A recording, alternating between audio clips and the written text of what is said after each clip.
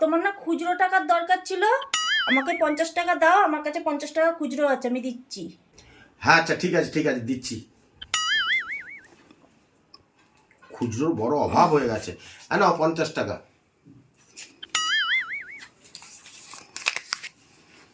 দাঁড়াও, এবার আমি দিচ্ছি খুচরো টাকাটা।